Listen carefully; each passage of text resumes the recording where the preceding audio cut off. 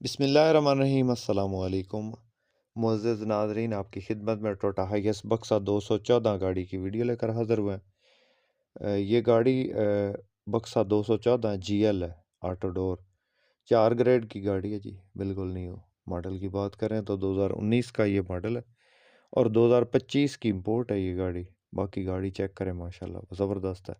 Auto door है, सीटें इसके अंदर जेन्युइन है और बिल्कुल नई गाड़ी है जी, चेक करें माशाल्लाह। चाबी से स्टार्ट है। जब इसका गेट जो है, सेंटर गेट ओपन होता है तो साथ में जो है पायदान बाहर आ जाता है। उसके बाद जब गेट अंदर गेट यानी बंद होता है तो पायदान जो है वो भी अंदर चला जाता है। तो बाकी चेक करें माशाल्लाह, रूम खूबसूरत है, बाहर से ज़बरदस्त कंडीशन है। रंग ब्लू है जी और 4 ग्रेड की गाड़ी है। 85 लाख मालिक की तरफ से डिमांड है जी, कमी बेशी हो जाएगी। किसी दोस्त किसी भाई को पसंद आए तो रब्ता कर सकते हैं। रब्ता नंबर स्क्रीन पर मौजूद है और इसकी मज़ीद डिटेल लेने के लिए गाड़ी का स्क्रीनशॉट सेंड करके आप हमसे रब्ता कर सकते हैं। बहुत शुक्रिया। अल्लाह हाफिज़।